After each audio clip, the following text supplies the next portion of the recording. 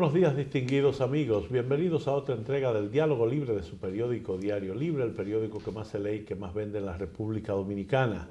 Estamos comenzando el año con líderes políticos importantes de nuestro país para tener una panorámica de lo que nos espera en este año 2019 y, por supuesto, en el año electoral de 2020.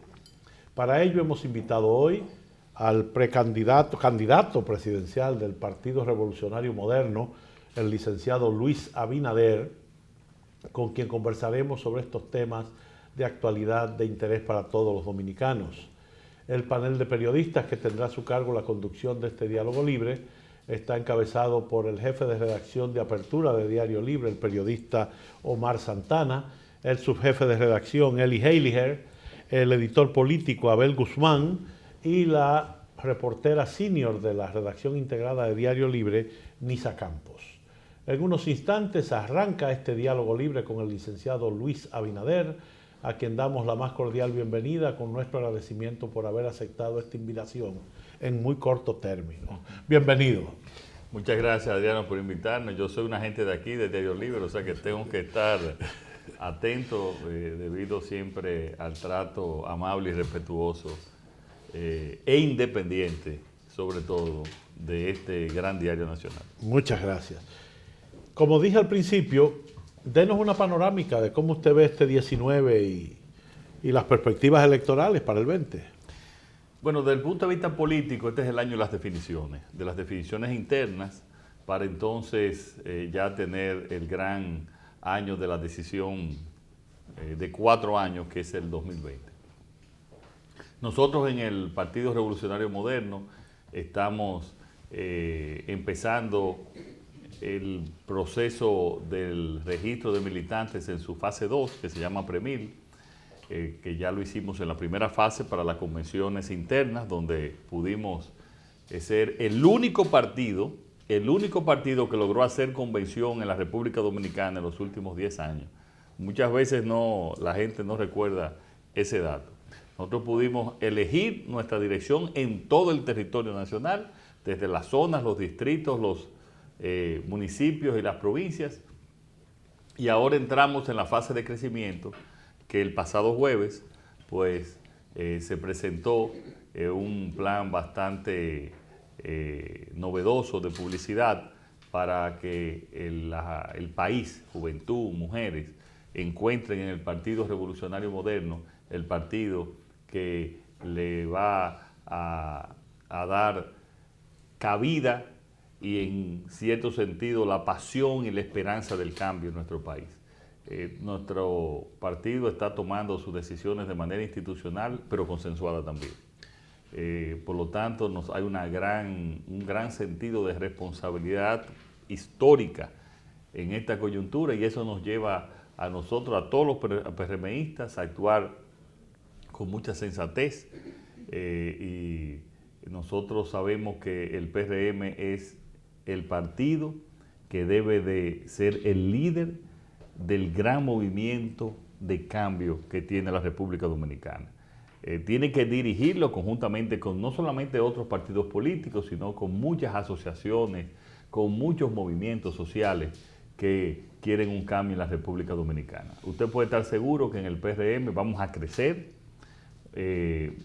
además de crecer, va a haber competencia y eso es saludable, la competencia, pero vamos a llegar unidos a las primarias y después no solamente unidos internamente, sino unidos con una gran parte de la población ya en el 2020 para hacer el cambio de gobierno y el cambio en la forma de administrar la cosa pública en la República Dominicana. Están acomodándose al calendario de la Junta con todos estos plazos y fechas que hay. Nosotros fuimos de los primeros partidos, Adriano, que informó inmediatamente a la Junta.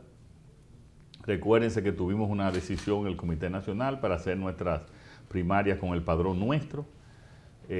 Yo no le digo padrón cerrado porque no es cerrado, es el padrón para todo aquel que se quiere inscribir en el partido. O sea que nuestro padrón tiene la apertura a todo aquel que quiera o a toda joven que quiera inscribirse para lograr los cambios en nuestro país. Y nosotros ahí no tuvimos ninguna dificultad. Y por eso todos los que aspiran a regidores, a diputados, a alcaldes, a senadores, se están inscribiendo gente para lograr en esa primaria que voten por su propuesta. Muy bien. Omar. Muchas gracias, don Adriano. Ya usted utilizó una palabra clave, el año de las definiciones, pero habló solamente de las internas. Externamente hay unas definiciones en las que el PRM pudiera tener, o por lo menos miembros del PRM pudieran tener una gran importancia, y es lo que es el tema de la posibilidad de una modificación constitucional que permitiría la posibilidad de una aspiración a la reelección del presidente Danilo Medina. Eso está, ustedes han sido contundentes en ese tema, pero como se habla en el Congreso, todavía queda la duda de si el PRM, o si ustedes tienen duda de que los legisladores del PRM no apoyarían una... Mira, nosotros nos reunimos el miércoles, me reuní con los legisladores, y el jueves se reunió el presidente del partido y la secretaria general. Nosotros no tenemos ninguna preocupación con nuestros legisladores. Nuestros legisladores están firmes, y yo he estado preguntando, a ellos nadie le ha hecho oferta, porque también tengo que ser claro, no ha habido ninguna oferta a ellos de términos sobre el tema de la reelección, pero si las hubiese, yo estoy seguro que las van a rechazar. Nosotros tenemos un compromiso con la democracia, y eso no es nuevo. Los únicos legisladores que se opusieron a la reelección en el periodo pasado fueron los legisladores del PRM, del recién nacido corriente mayoritaria del partido, porque ni siquiera éramos partido, y se opusieron. Entonces, ya éramos partido, sí, eso fue en el 2015, pero nos opusimos, los únicos, Entonces, tú puedes estar seguro que ese va a ser el comportamiento también. Nosotros, nuestro partido, no va a dejar que, no solamente que utilicen la Constitución como un elemento personal, como se ha utilizado históricamente en nuestro país, de conveniencia política personal, sino que vamos a defender la democracia dominicana, cueste lo que cueste. Cueste lo que cueste. Mire, en amplios sectores de la población nacional se le tiene la crítica al PRM de que no se le ve muy activo y muy crítico frente al gobierno, es decir, como que no lo sienten como que es un partido de la oposición en un año preelectoral. No sé qué, y esto sucede a pesar de todos los programas que ustedes anuncian, programas de crecimiento, renovación del padrón, campaña publicitaria. Pero ¿qué ocurre? Como que el partido no termina de despegar hacia cuestionar todas las cosas que están malas, por ejemplo, todas las cosas que están malas desde la dirección del Estado actual. Mira, Eli, ¿tú sabes quién que está haciendo esa campaña? El mismo gobierno. Y hay mucha gente que obviamente que le sigue. ¿Quién fue que denunció aquí los casos de Odebrecht? Hizo un video que lo prohibieron. ¿Tú sabes cuántas acciones legales al día de hoy ha hecho el Partido Revolucionario Moderno sobre todo tipo de problemas? Desde la ley de hidrocarburos, los mismos casos de investigación de Odebrecht, sobre muchísimos otros casos, 42 acciones legales. Nuestros diputados no han votado por una sola proyecto de ley de deuda, un solo endeudamiento. Muchos diputados, cada uno de los escándalos que se conocen en el país, es alguno de los diputados nuestros que los ha hablado y que los ha denunciado y que el partido los ha apoyado. Siempre se puede hacer una mejor y una más efectiva oposición. Yo creo que nosotros tenemos que identificarnos con muchos de los problemas que tiene el país. Pero eso es una campaña de que no hay oposición, pero una campaña también para dividir la misma oposición que viene desde el mismo gobierno. Nosotros hemos apoyado todas las acciones también. Cuando la Marcha Verde, dijimos, no vamos a estar ni en el frente ni detrás, estaremos en el medio para no politizarla, porque así le haríamos mucho daño si la politizáramos. Y la apoyamos y la hemos seguido apoyando, esos reclamos de la sociedad. Ahora, quizás necesitamos comunicarnos mejor. Y yo creo que sí, comunicar mejor lo que estamos haciendo, lo que estamos diciendo, nuestras propuestas. Miren, este fin de semana yo tuve los 3 días, porque fueron un día de fiesta. Sábado, domingo y lunes estuve en diferentes provincias escuchando a la gente, oyendo los problemas, haciendo las propuestas, criticando las acciones del gobierno. Nosotros hemos dicho muy claramente, por ejemplo, sobre el tema de la reelección, no solamente que no estamos de acuerdo, sino que el gobierno entraría en un estado, en una posible situación de ingobernabilidad. Hemos denunciado la mala ejecución del presupuesto en educación. Hemos hecho ruedas de prensa sobre el gravísimo y retroceso problema del sector salud. Hemos hablado y hemos hecho propuestas sobre la parte de el endeudamiento. En una participó incluso Adriano, que ahora, Adriano, nosotros proyectamos que en este año iba a corresponder a un 27% de los ingresos tributarios y terminó en un 32%. Gravísimo. Y nosotros vamos a hablar de eso. Pero hay esa campaña, así como cuando yo era en las elecciones decía que yo no hacía propuestas y yo fui el candidato que más propuestas ha hecho de lo que se han presentado. Es más, incluso para opinión de los asesores, demasiada propuesta, pues ustedes saben que dicen que no hagan más de 3 o 4 propuestas que la gente recuerde. Entonces, yo pienso que eso es una campaña del gobierno. Nosotros hemos hecho una oposición. Miren el Consejo Nacional de la Magistratura. Nosotros hemos evitado ahí que se politice y que haya repartición de jueces, como se había hecho en el pasado.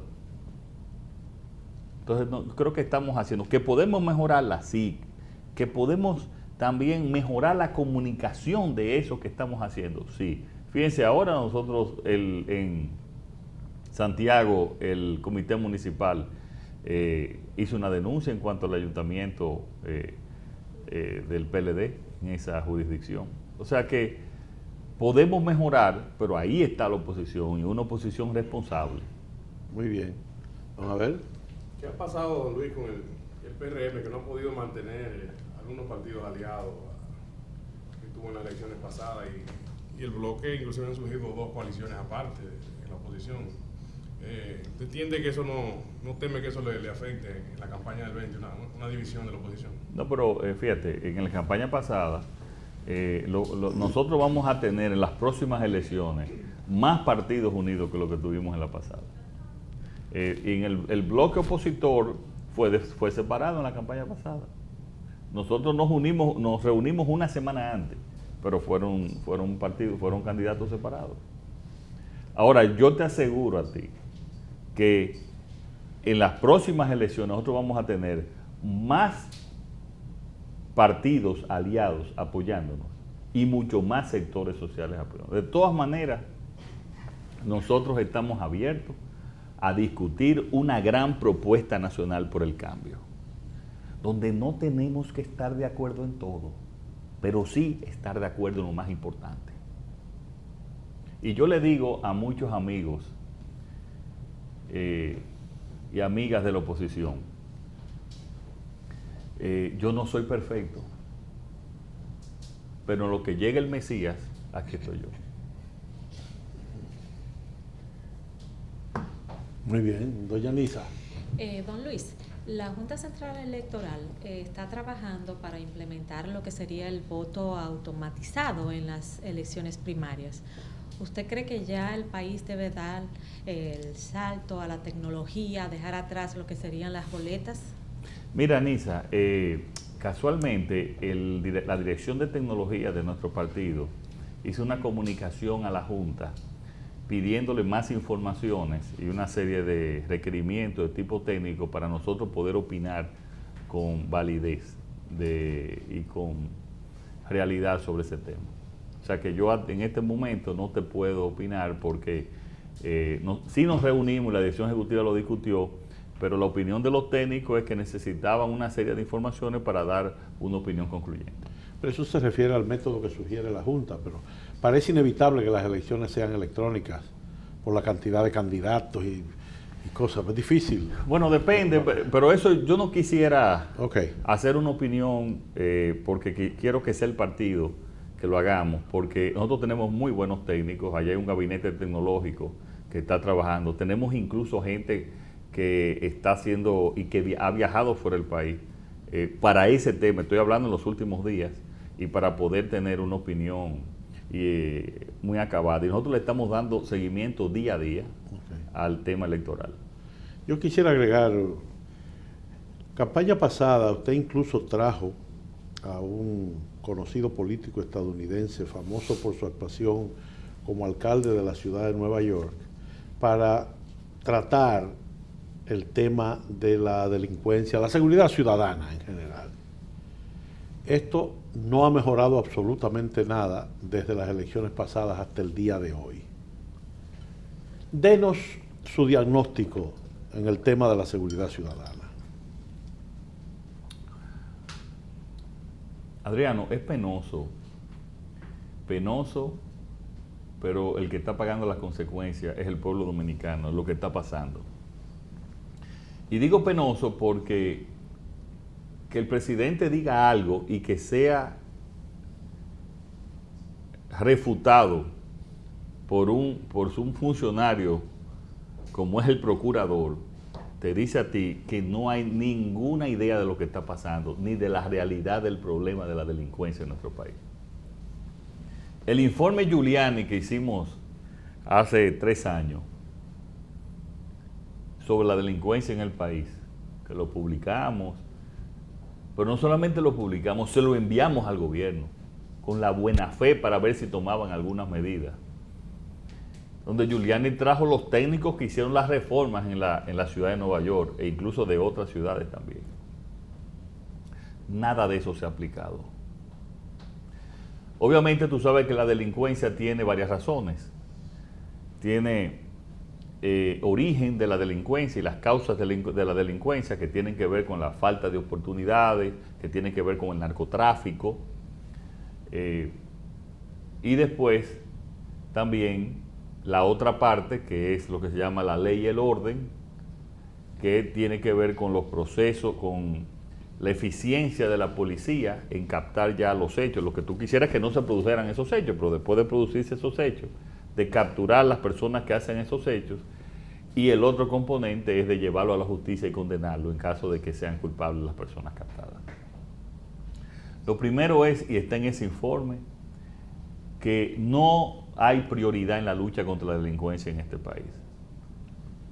Aquí no se le están dando los recursos. En el primer presupuesto del gobierno del cambio, que en este caso será en el 2021, nosotros vamos a asignar 35,000 millones de pesos más a la policía y a algunos renglones de las Fuerzas Armadas para mejorar los salarios, pero al mismo tiempo para producir la reforma, especialmente en términos gerencial y tecnológica que significa la policía.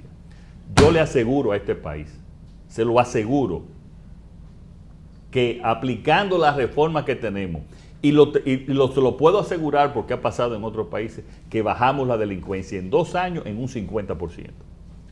Porque vamos a mejorar la calidad de vida de los policías, pero también al mismo tiempo es una reforma tecnológica. Señores, en China te están utilizando ya lentes que te identifican facialmente a los delincuentes en las calles. Y nosotros estamos atrasados, no tenemos ni siquiera el 10% de las cámaras que deberíamos de tener en los diferentes lugares, en las diferentes esquinas para la lucha simple contra la delincuencia. Todavía aquí está el cabo escribiente, Sí. en un destacamento, que te van a robar y está un cabo escribiendo ahí en una macota. Y a ti te roban un carro en Río San Juan y a la semana no lo saben en Santo Domingo. Es que así no se va a resolver. Y este país no soporta más delincuencia. Pero es una delincuencia que está también afectando a los sectores productivos. En su pequeño país que es Moca, usted vio lo que dijeron los productores avícolas, que iban a formar su propia policía. ¿Usted sabe lo que significa eso? Es decir, es la indignación, la impotencia el sector agropecuario está indefenso ante la delincuencia y los cuatreros. Tú haces una encuesta en cualquier oficina, hágala aquí en esta empresa y pregúntale especialmente a las mujeres. Pregúntale, Nisa, a tu compañera, a ver cuántas han sido atracadas y víctimas de la delincuencia. La prioridad del gobierno nuestro va a ser, cohesionada con otras acciones, atacar la delincuencia y la vamos a disminuir en un 50%, sin duda, como ha pasado en otros países, con esas variantes. Hay una delincuencia ya que tiene que ver con causales que esa dura más tiempo. Muy bien. Don Omar.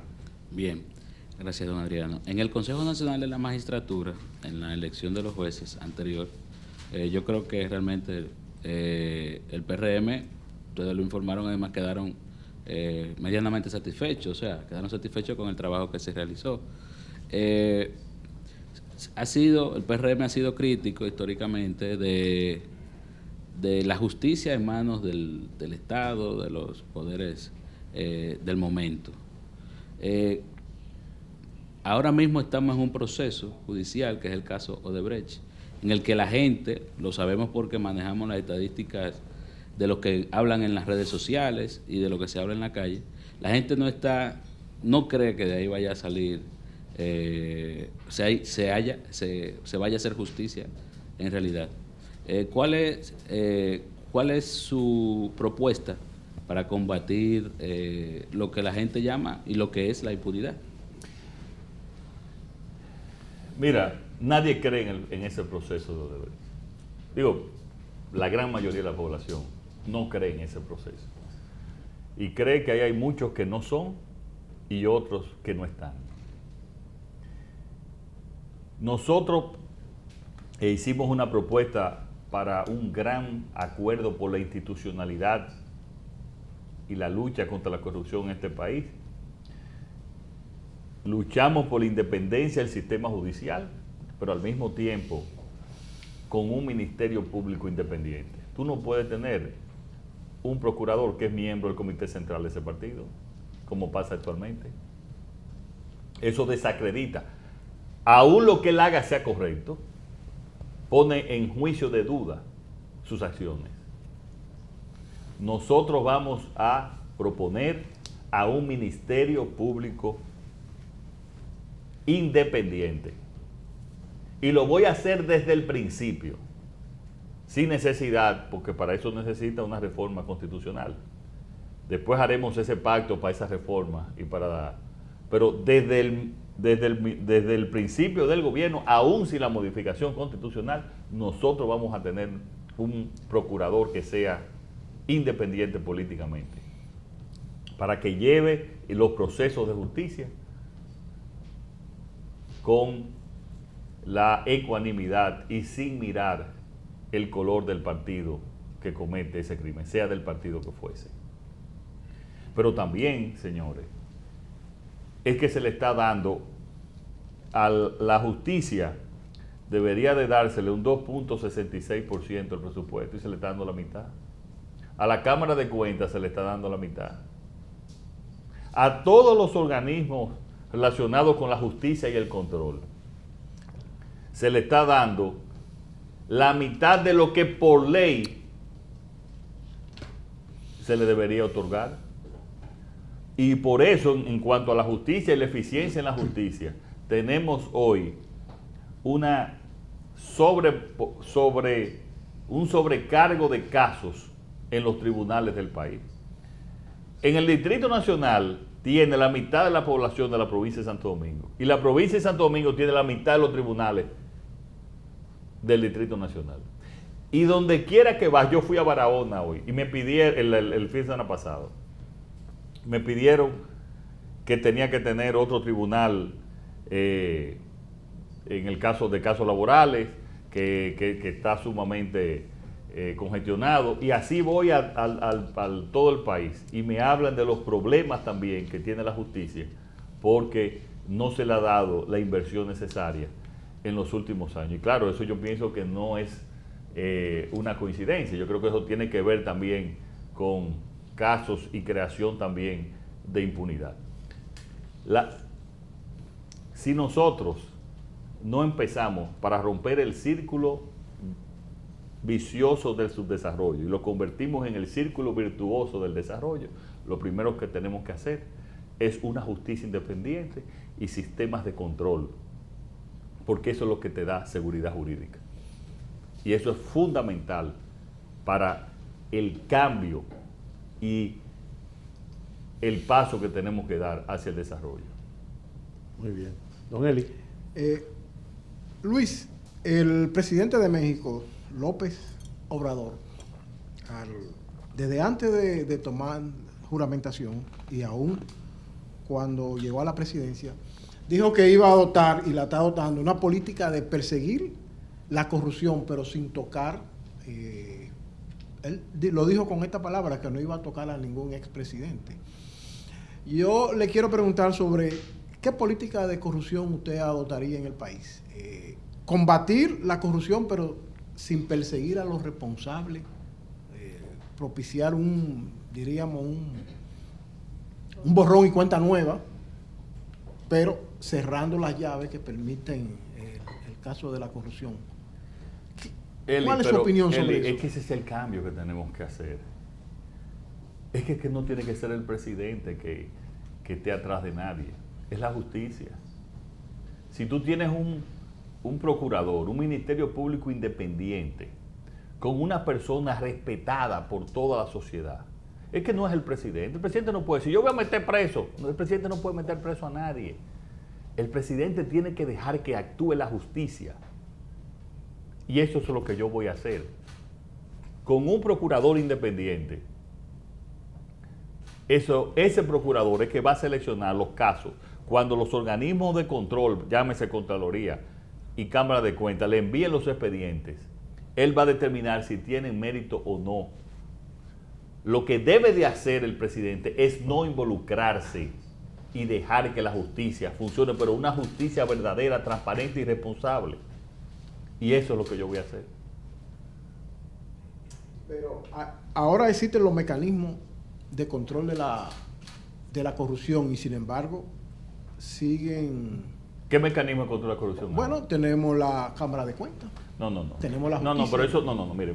Aquí no tenemos el sistema de compra. Mira, aquí no hay ningún control de la corrupción. Eso es uno de los graves problemas, Eli. Mira, ¿qué denuncia de corrupción ha sido de las graves denuncias de corrupción que han pasado por aquí desde la OMSA, Odebrecht, OISOE, el CEA, todo? ¿Cuál ha sido denunciada por uno de esos dos organismos? Nada. Esos casos de corrupción se han determinado por tragedias, asesinatos, y de ahí han despertado la investigación. O denuncias internacionales, como el caso de Odebrecht. Ninguna ha sido denunciado por los organismos de control de aquí. Por la Contraloría, que es el organismo interno, y mucho menos por la Cámara de Cuentas, que menos, hoy por hoy, y lo digo responsablemente, la Cámara de Cuentas es menos independiente que la Contraloría, o igual de dependiente que la Contraloría. Aquí no hay organismo de control. El presidente de la Cámara de Cuentas de este país tiene que ser un hombre honorable, un hombre o mujer serio, respetado por todos los sectores, que no vaya con ningún deseo de venganza, pero también que donde vea una actuación incorrecta, pues que actúe. Aquí no hay control, eso no es verdad. Y ese es uno, en el planteamiento que nosotros hemos hecho para controlar la corrupción, es fortalecer la Contraloría y fortalecer la Cámara de Cuentas. Y nosotros vamos a hacer, a través de la Contraloría, auditorías semestrales de todas las instituciones públicas. Cueste lo que cueste, que no cuesta gran cosa. Y con esa auditoría permanente, ¿qué se logra en la administración? Temor. Y al final del año, entonces, por obligación, que ya yo lo sometí al Congreso, que la Cámara de Cuentas, una modificación a la ley de Cámara de Cuentas para que tengan que auditar todas las instituciones públicas anualmente. ¿Ustedes sabían que la Cámara de Cuentas no tiene obligatoriedad? Dice auditar el presupuesto, o sea que si te envían los presupuestos, lo que quieren decir es que la ley de presupuesto y gastos públicos que se aprobó en el Congreso, ellos tienen que garantizar que los 70,000 millones que debieran corresponder a salud se manden a salud, pero no auditarlo. Entonces ellos hacen una programación, digo lo que pasa actualmente, de las auditorías. Así no es, no. Nuestro programa está, y cuando modifiquemos la ley de Cámara de Cuentas, es que tienen no solamente que auditar anualmente, sino publicar esas auditorías para que la conozca el pueblo. No hay control, Eli, no lo hay. Muy bien. Vamos a ver. El presidente del PLD, que también es precandidato, el presidente Fernández, dice que el PLD ha hecho una gran obra de gobierno y los números le dan cierta razón porque el partido se mantiene cerca, sobrepasando un 40% de simpatía, y que el PRM no puede rebatirle porque no tiene una obra de gobierno que enfrentar a los logros de los partidos del PLD. ¿Ustedes apuestan a una primera, a una segunda vuelta o a la división del PLD para ganar? No, pero yo quiero que me digan a alguien qué problema ha resuelto el PLD. Yo quiero que me lo digan.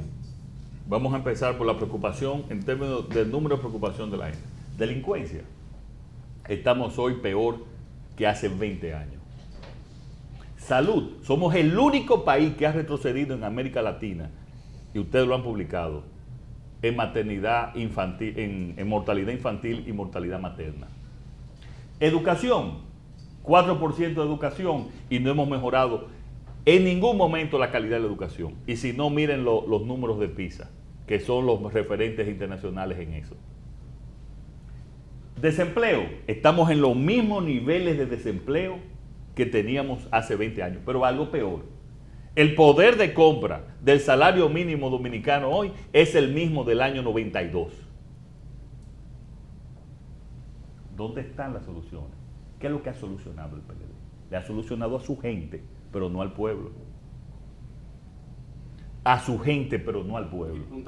Dejémonos de hablar en el aire, de hablar sin sentido, de hablar sin estadística. Vamos a hablar con realidad. Esos son los números. Vamos a debatir los números.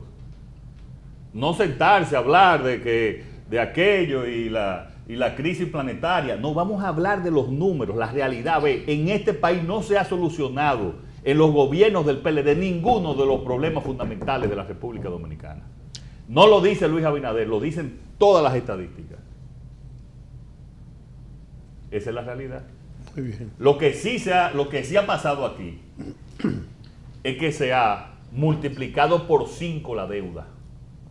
Y hoy la deuda combinada del sector público financiero y del sector público no financiero es de 42,000 millones. La más grave irresponsabilidad que se ha cometido en la República Dominicana en su historia, aún el caso de Lili, que por eso provocó desde las empréstitos de Lili y su acumulación, provocó la invasión norteamericana. Entonces, señores, pero por Dios, esa es la realidad de este país. La realidad pura, simple, transparente. Nos hemos endeudado y no hemos solucionado uno solo de los problemas. Lo que sí está lleno las instituciones públicas es de nominillas. El PLD es el partido que le sale más caro en América Latina a cualquier país. Una nominilla que impide que ganen sueldos decentes los policías. Una nominilla que impide que los profesores ganen sueldos decentes. Hoy hay más personal administrativo en la Secretaría de Educación que profesores. Que impide que en salud podamos aplicar la ley de seguridad social y las enfermeras ganan sueldos de miseria. y el personal médico. ¿Así se va a desarrollar un país? No. Muy bien, doña Nisa. Pero, don Luis, las autoridades hablan de que hay un crecimiento económico, entonces no hay tal crecimiento. ¿Cómo usted ve que está la economía? No, Nisa, una cosa es el crecimiento económico y otra cosa es el desarrollo económico. El caso de República Dominicana es un caso de estudio internacional, porque nosotros hemos tenido un crecimiento económico, pero no hemos disminuido la pobreza. Es un caso de estudio que lo están estudiando en los diferentes organismos multilaterales. Con un 60% del crecimiento económico que nosotros hemos sostenido en los últimos años, Perú eliminó la pobreza en un 50%. Chile, con un crecimiento menor también, la disminuyó en un 65%. Pero esos excedentes que debimos haber tenido nosotros para aplicarlos en políticas públicas eficientes, en una mejor salud, en una educación eficiente. Tenemos los recursos de educación, que para mí es donde ha habido el mayor fracaso, porque tiene los recursos y no tiene los resultados. Entonces, una cosa, y hay decenas de ejemplos, Nisa, de países que crecen y no se desarrollan. El crecimiento ha llegado a un grupito, pero no ha llegado abajo. Y por eso, no lo digo yo, están los indicadores sociales y económicos. Pregúntale a las familias si tienen dinero para terminar sus meses. Cada mes, a ver si tiene los dineros para terminar su mes. O si ya el día 20 se le acabó todo. Y es tarjeta de crédito, y es sumar tarjeta de crédito en una, en dos, y coger otra tarjeta de crédito para pagar las otras. Pregúntale aquí a ver si no es así. No, estos muchachos son todos ricos. Bueno, aparte yo digo a la gente, yo lo sé. Don Omar. Usted mencionó que hace ya un rato que aprobar la reelección, permitir la reelección, crearía una situación de ingobernabilidad. Creo que Leonel Fernández dijo una situación, un malestar social enorme y amenazado en ese sentido. ¿Cómo usted cree? Ingobernabilidad es un tema, es un concepto muy genérico. ¿Cómo se expresaría esa ingobernabilidad en caso de que ocurriera? Vamos a esperar que se exprese la repostulación.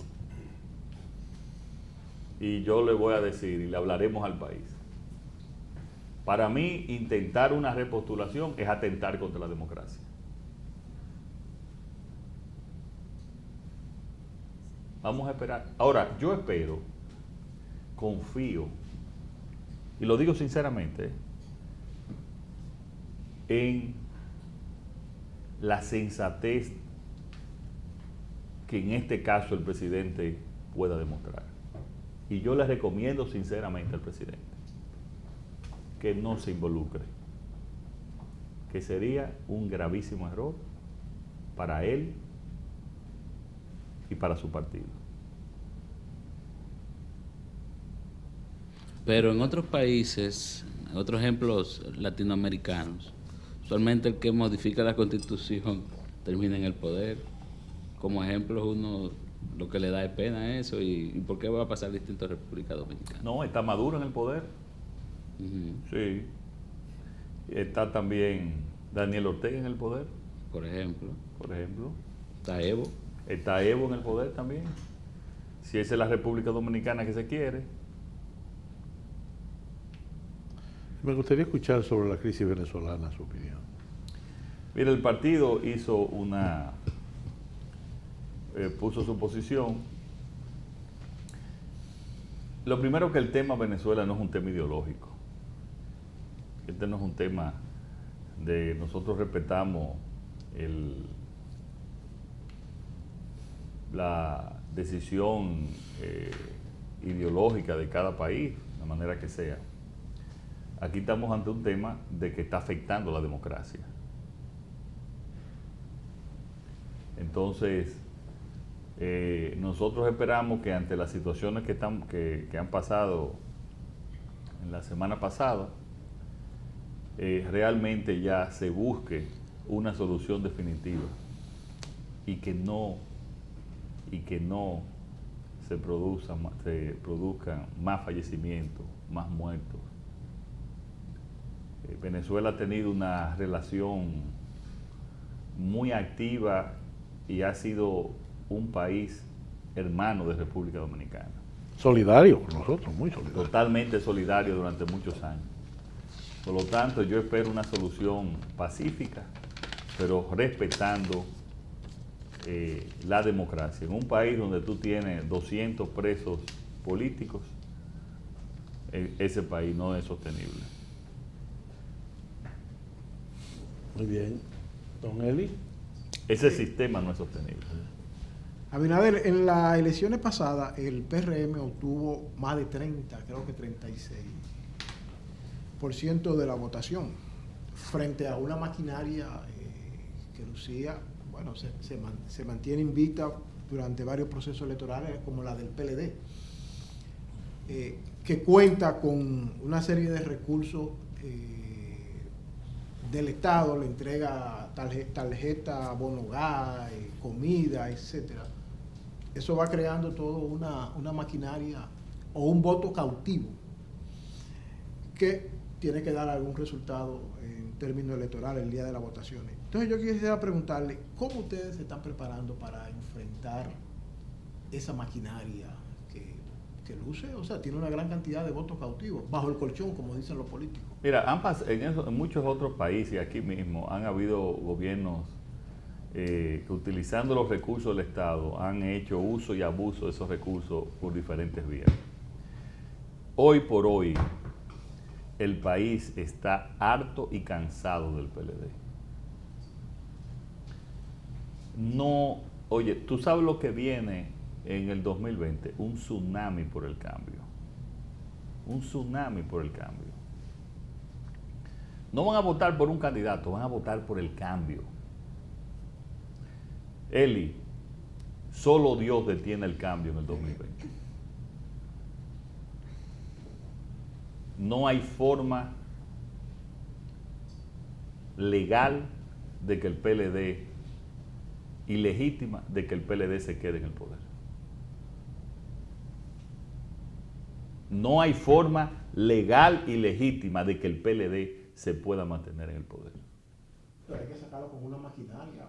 Nosotros nos estamos preparando desde ahora.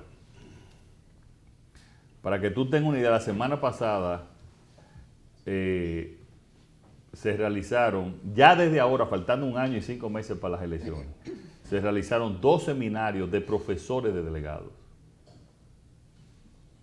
en el partido.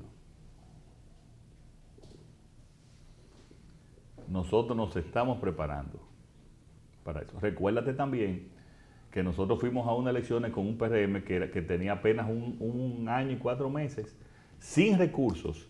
Y es bueno que la gente sepa, porque hay muchos detalles que la gente todavía no sabe. No solamente sin recursos. Nosotros no teníamos delegados técnicos en ninguna parte, porque era un partido minoritario. No teníamos delegados técnicos. O sea, nuestro delegado no podía estar en el centro de cómputo en las diferentes juntas, porque no éramos partido mayoritario. Oye, además de que aquellos recibieron 460,000 millones de ayuda pública y nosotros 12 millones. O sea, fuimos en la peor de las circunstancias. Lo que nosotros hicimos, que no fueron esos números, eso fue lo que nos dejaron. Yo no digo que gané las elecciones, pero no fueron esos números. Y te digo que eso lo que hicimos fue una hazaña que no lo había hecho ningún partido en la historia de la República Dominicana. Imagínate, si aplicamos entonces esa misma proporción, yo no tengo la más mínima duda que el PRM, junto con aliados, va a ser gobierno. Hay nuevas figuras que están surgiendo en la política local, también en su partido. ¿Usted no teme, cuál es su posicionamiento? ¿No teme ser desplazado por un outsider? Mira, el PRM es el único partido que tú te inscribes hoy y puedes ser candidato a la presidencia mañana. Pero no solamente eso, sino que nosotros nos hemos creado como el partido anticaudillista del país. Y me explico. el presidente y el secretario general del PRM no puede aspirar no puede ser candidato para separar la administración partidaria del liderazgo. Ojalá que se inscriba todo el liderazgo joven en el PRM. Ojalá que se inscriba. El que más lo ha apoyado soy yo. Además, yo no tengo que ser candidato siempre. ¿Por qué? Yo soy candidato ahora y después viene otro y aquello. Eso no está en mi mente. Yo tengo una visión diferente. Lo que ha hecho daño a este país es el caudillo permanente. Eso es lo que ha hecho daño a la República Dominicana. Nosotros impulsamos un nuevo relevo, impulsamos a José Ignacio Paliza, a presidente. O en otras ocasiones no impulsan gente así por temor a que vayan creando liderazgo y nosotros hemos actuado diferente a lo que históricamente el liderazgo ha actuado en este país. Y así lo vamos a seguir haciendo. Ojalá que primero los principales líderes jóvenes del país lo tenemos en el PRM. Es más, lo tenemos exclusivos en el PRM. Ojalá estén aquí y ojalá se dediquen a aspirar, que algunos de ellos a veces tienen temor en aspirar. Ojalá aspiren. Don Luis, ¿cómo están los números en base a las primarias? Usted sabe que el precandidato Hipólito Mejía también tiene su gente, tiene mucho carisma. Usted se ve como el competidor original con él. ¿Cómo están esos números? Mira, yo no me gusta hablar a lo interno de los números, porque eso ya lo va a determinar y el que gane en la convención, ese va a ser el candidato. En el PRM va a haber competencia, lo cual es sano, pero nunca división. Entonces, para mí, Hipólito y su familia, valga la redundancia, son como familias. Nosotros nos tratamos como familia. Tenemos una gran relación y así con los demás precandidatos también. Aspira también Ramón Emilio Concepción, aspira también Wellington Arnaud. Todo eso es positivo. En cuanto allá hacia afuera, el deseo de cambio hoy en la República Dominicana es de más de un 60%. O sea que no se pueden extrañar si en las elecciones del 2020 el PRM y aliado esté cercano a un 60%. Porque esa es la decisión, esos son los números. Y te digo, no es por un candidato que van a votar, es por el deseo y la representación y el compromiso de un cambio en el país. A mí me gustaría una pregunta técnica interna. La ley electoral prevé una reserva de un 20% de las candidaturas para cada partido. ¿Cómo va a tomar el PRM esa decisión? Muchas de esas candidaturas posiblemente habrá que dárselas a partidos aliados, pero otras también serán para preservar un núcleo del partido que quiera participar. ¿Cómo se va a tomar esa decisión? No, todavía no hemos llegado a esa decisión, pero evidentemente que las coyunturas nos indicará qué tenemos que hacer. Pero yo te diría que básicamente ese 20% será para los acuerdos políticos. Y siempre hay quizá algunos acuerdos que hacer para solucionar algunas situaciones o para colocar en posiciones a personas que nosotros entendemos como partido que deben estar presentes para la defensa de los intereses nacionales en una situación particular. Pero todavía no hemos llegado a esa discusión y eso se hará por consenso y según lo que disponga la dirección ejecutiva. Porque, contrario a lo que hace la sabiduría convencional, la reserva de candidatos está haciendo antes de las primarias. O sea, la reserva de candidatos no va a servir para subsanar heridas que queden de las primarias.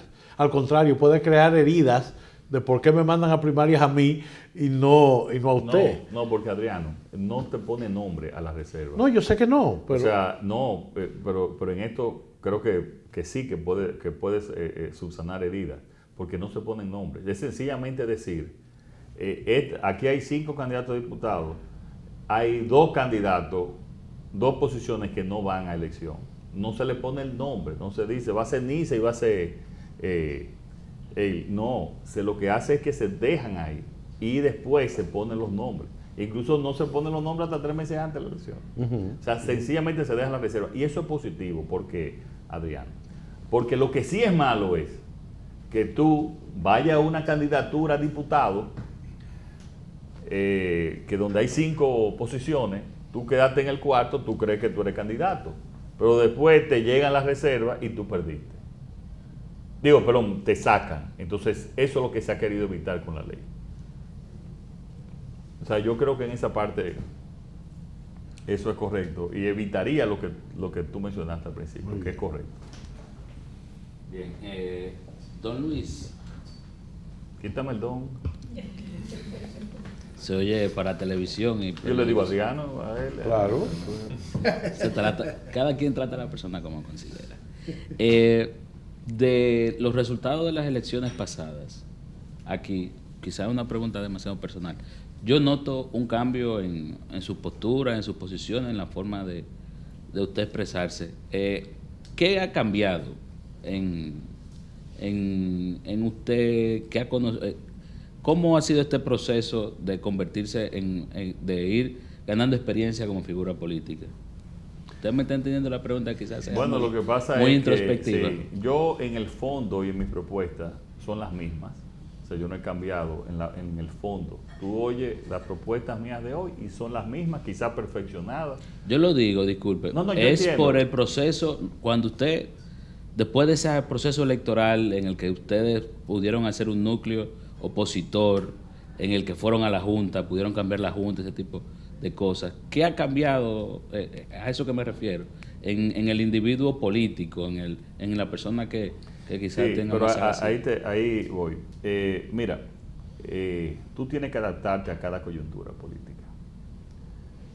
En aquel momento, pero quiero volver a recalcar que mis propuestas son las mismas. Yo no he cambiado, al contrario. Yo he reafirmado lo mismo que he dicho y quizá he perfeccionado las propuestas. Ahora bien, pasó un proceso muy irregular que tuvimos que tomar posiciones a veces radicales. Yo recorrí y tuve que ir a 32 juntas municipales para defender el triunfo nuestro.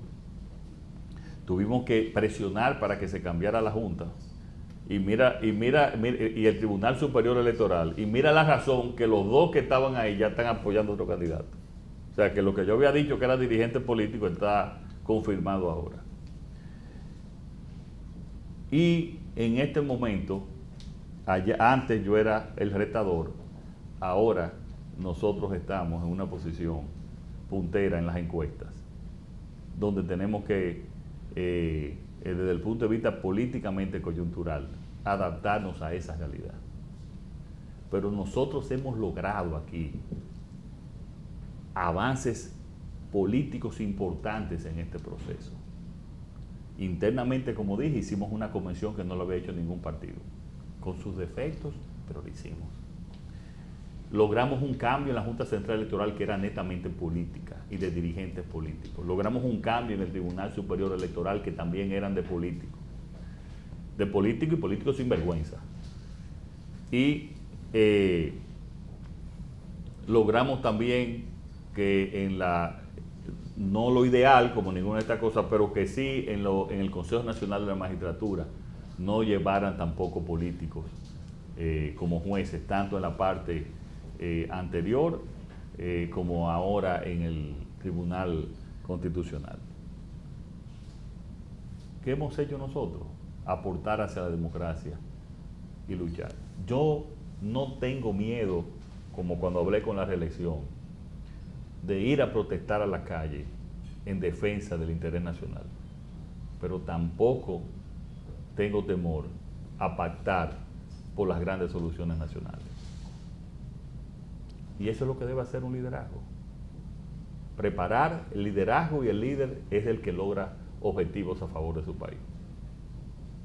Si aquí se plantea una repostulación afectando a la democracia, nosotros estaremos en primera línea luchando en contra de eso.